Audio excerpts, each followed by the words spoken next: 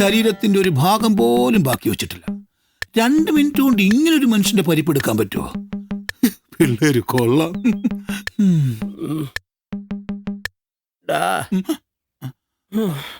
നിനക്ക് വിഷമം കാണുമെന്ന് എനിക്കറിയാം. ഡോക്ടർ എന്താടാ പറഞ്ഞത്? പൊടിയാതെയും ചതയാതെയും ഏതെങ്കിലും ഭാഗം എന്റെ ശരീരത്തിൽ ബാക്കിയുണ്ടോ? ഉണ്ടല്ലോ. ഏതാ? നഖവും മുടി. ആ കുമാരേട്ടൻ ഇല്ലാണ്ടായിട്ട് മുതലാളിക്ക് എന്ത് കിട്ടാനാ? എടാ, പെണ്ണും പെടക്കോഴി ഇല്ലാത്ത കുമാരൻ മരിച്ച അവന്റെ സ്വത്ത് മുഴുവൻ ആർക്കാ? അവന്റെ ഒരേ ഒരു ബന്ധുവായ എനിക്ക്. മനശ്ശേരി കവലയിൽ സ്ഥലത്തിനും കെട്ടിടത്തിനും ഒക്കെ ഇപ്പൊ എന്താ വില എന്നറിയോ? എന്താ വില മുതലാളി? നമ്മള് പറയുന്നതാ വില.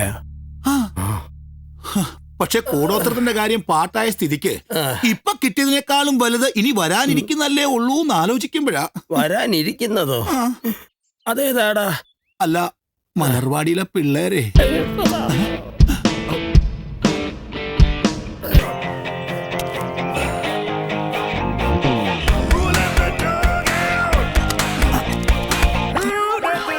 ശേഖര, ഒന്ന് ഞാൻ ഒഴിച്ചു, നീ ഒഴിച്ചിട്ട് വാ. അതിനല്ല, ഒന്നങ്ങോട്ട് ഒരു കാര്യം. അതെ, പേരൂരി 5 ഗുണ്ടകളെ കൊണ്ട് വരാന്ന് നീ വാക്ക് പറഞ്ഞത് കൊണ്ടാ ഞാൻ കടയുടെ ചാവിയായിട്ട് വന്നത്. തൈക്കോട്ട് ബസ് സ്റ്റോപ്പിൽ ദാ നീ ഈ നത്തിനെയും കൊണ്ട് നിൽക്കുന്നത് ദൂരെ എന്ന് കണ്ടപ്പോഴേ എന്റെ നെഞ്ചൊന്ന് പാളി. പിന്നെ മലർവാടിയിലെ പിള്ളേര് നാട്ടിലില്ലാന്ന് കേട്ടതിന്റെ ഒറ്റ ധൈര്യത്തിലാ ഞാൻ നിന്നെ കൂട്ടി ഇങ്ങോട്ട് വന്നത്. ആ ധൈര്യം നീ കൈവിടണ്ട പ്രേമ. നീ ഇങ്ങനെ പേടിക്കാണ്ടിരിക്കെ. ആ നിൽക്കുന്നവനെ 7ാം ബ്ലാക്ക് ബെൽറ്റാ. അണ്ടല്ലൂർ കാവിലെ ഉത്സവത്തിന് 50 പേരെയാ അവൻ ഇടിച്ച് താഴെയിട്ടത്.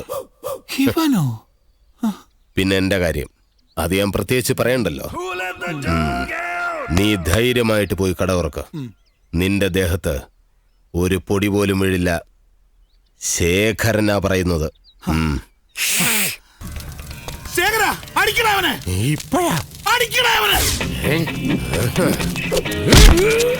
ശേഖരന്റെ നാട്ടി മേടിച്ച് നീ അടങ്ങൂല്ലടാ.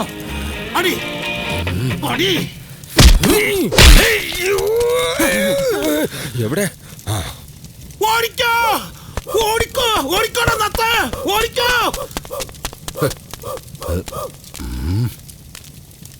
നിനക്ക് പ്രാന്താളെ വേടാ പന്നി. ഓടിക്കോ പ്രേമ, പതിയെ പോടാ. എനിക്ക് ദേശത്തെ വഴിയേറിയില്ലാന്ന്.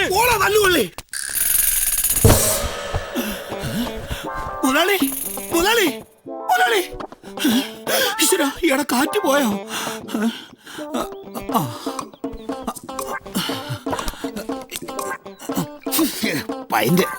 പൈൻ്റെങ്കിൽ പൈൻ്റ്.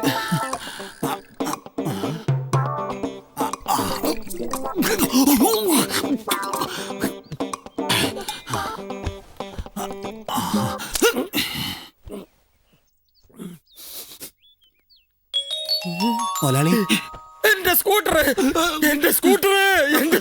മുതലാളി ഒന്ന് അടങ്ങ്, നമുക്കെല്ലാം ശരിയാക്കാം. എങ്ങനെ ശരിയാക്കാം? അവന്മാരെ വെറുതെ വിടില്ല. പണ്ട് ലണ്ടനിൽ നിന്ന് വന്ന ഒരു ഗ്രിഗറി സേപ്പ് എന്റെ മുത്തച്ഛന് സമ്മാനമായിട്ട് കൊടുത്താ അത്. ഇയാളുടെ മുത്തച്ഛൻ ബ്രിട്ടീഷുകാരുടെ ഒറ്റുകാരനായിരുന്നില്ലേ? ടോട്ടൽ ജനറേഷനേ ശരിയല്ല.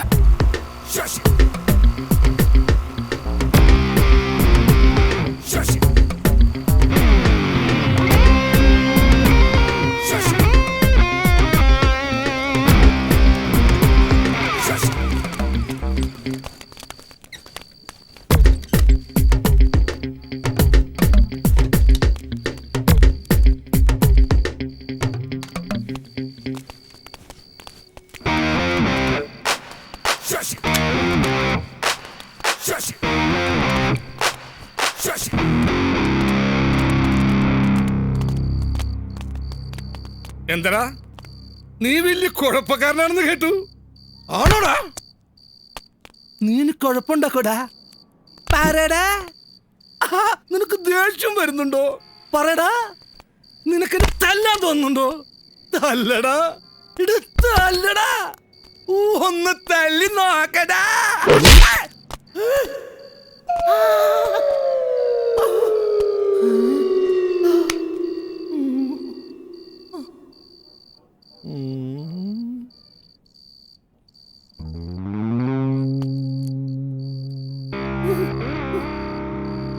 നീ കട്ടപ്പുറം ശശിയെ തല്ലി അല്ലടാ. നിന്നെ ഞാൻ കാണിച്ചു തരാമടാ.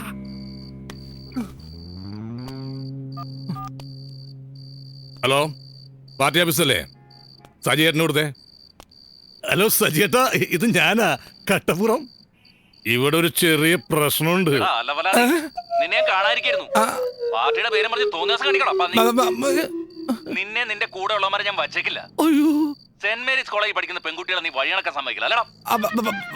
അങ്ങനെ ഒന്നുമില്ല സജിയേട്ടാ. പിന്നെ അതിലൊരു പെൺകുട്ടിയുടെ അടുത്ത് ഞാനൊരു ഇഷ്ടം പങ്കുവെച്ചു, അത്രേ ഉള്ളൂ. ശരീരം മറിഞ്ഞോണ്ടാണ് ഇഷ്ടം പങ്കുവെക്കുന്നത്. എന്റെ അമ്മാവന്റെ മോളാണ്. കോത്തിയോർക്ക് പട്ടിക്കിട്ടു മനസ്സിലാടാ.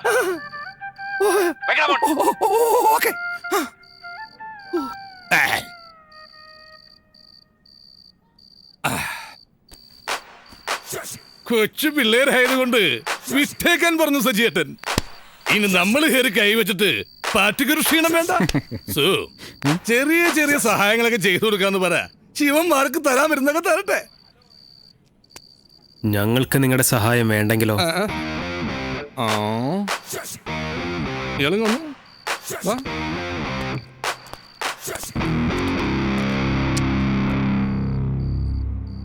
ശശിയേട്ടനോട് അവന്റെ കളി തല്ല് മേടിക്കുമെന്നാ തോന്നുന്നു. മിക്കവാറും.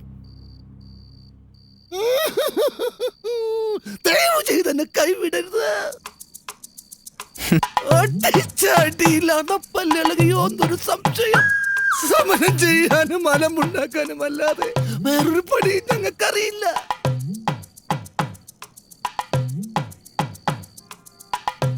ഞങ്ങളെ ഒന്ന് കൂടെ നിർത്തോ? എന്തെങ്കിലും തന്നാ മതി.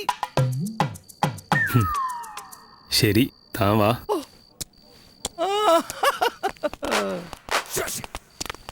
ഞങ്ങൾ വല്ലാതെ അങ്ങ് പേടിച്ചു. ശശിയേട്ടൻ ദേഷ്യത്തിൽ എന്തെങ്കിലും ചെയ്താലോ? പിള്ളേരല്ലടാ, നമുക്കൊന്ന് സഹായിച്ചു കൊടുക്കാം. പിന്നെ അധികം ഭാരമുള്ളടുത്ത തടികളെ കണ്ട ബോഡി മെയിൻറ്റെയിൻ ചെയ്യാൻ കുഴപ്പമാവും. പിന്നെ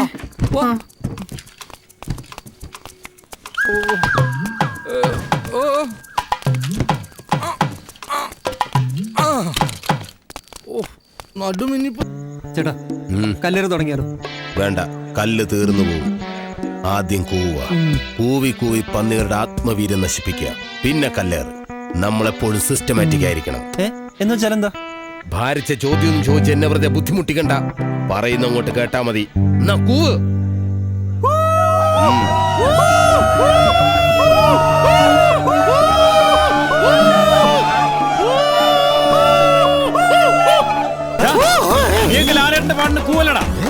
മോഹൻലാൽ ഫാൻസ് അസോസിയേഷൻ പ്രസിഡന്റ്. അതെ, ലാലേട്ടനെ നിങ്ങളെക്കാൾ ഭയങ്കര ഇഷ്ടമാണ് എനിക്ക്. പക്ഷെ ഇവരുടെ പാട്ട് മോശമായ ഞാൻ കൂവും. നീയൊക്കെ കൂവുന്നത് എനിക്കൊന്ന് കാണണം. ചേട്ടാ, 1000 രൂപയ്ക്ക് ചേഞ്ച് ഉണ്ടാവോ? എന്നോടോ? 5 മിനിറ്റ് മുമ്പ് ഒരാൾ മേടിച്ചോണ്ട് പോയേ ഉള്ളൂ. അയ്യോ,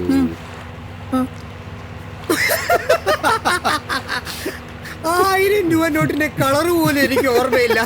എടാ, നമ്മുടെ കാര്യം മാത്രല്ല, മദ്രാസിലെ പ്രവീണിന്റെ ഒക്കെ അവസ്ഥ ഇതിലും മോശ.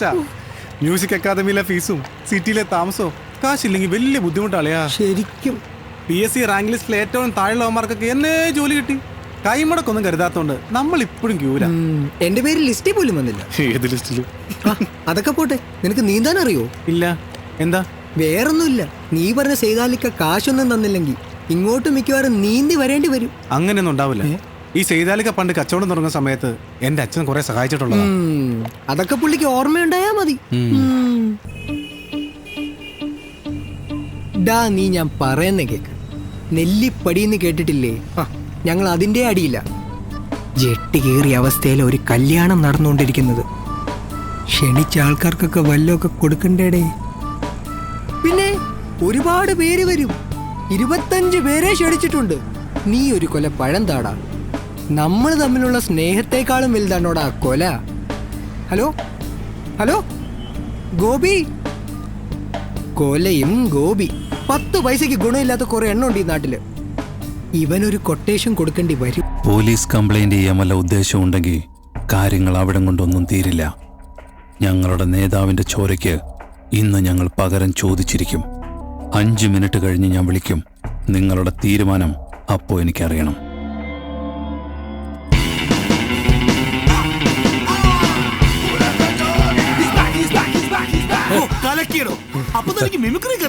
അത്യാവശ്യം ജീവിക്കാനുള്ള മിമിക്രിയൊക്കെ എനിക്കറിയാം. അവൻ ശരിക്കും വരണ്ടല്ലോ അല്ലേ? വരണ്ടോന്നോ? അവന്റെ സംഗതി മൊത്തം പോയി കാണും. പാർട്ടി പ്രശ്നം എന്ന രീതിയിലല്ലേ ഞാൻ ഡീൽ ചെയ്തത്. നന്നായി. ഇടയ്ക്ക് വെളിയിലോട്ട് നോക്കാൻ പറഞ്ഞു എന്തിനാ? അതോ, മേപ്പൂരുള്ള നമ്മുടെ പിള്ളേരെ വിളിച്ച് ഒരു ജീപ്പ് കൊടുത്തോണ്ട് ചുമ്മാ അയാളുടെ വീടിന്റെ മുന്നിൽ ചെന്ന് നിൽക്കാൻ പറഞ്ഞു. കാര്യം 2 തല്ലുളികളാ, പക്ഷെ കണ്ടാൽ ഗുണ്ടകൾ വരെ പേടിച്ചു പോകും. അവന്മാരെന്തിനാ അവിടെ ചെന്ന് നിൽക്കുന്നെന്ന് അവന്മാർക്ക് പോലും അറിയില്ല. പാവം.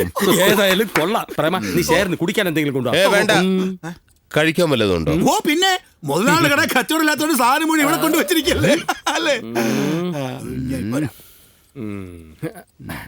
അവൻ പോലീസ് കംപ്ലൈന്റ് ഒന്നും ചെയ്യില്ലല്ലോ അല്ലേ? യവൻ പാട്ടുകാരനല്ലേ, അത്രയും ധൈര്യമൊന്നും കാണില്ല.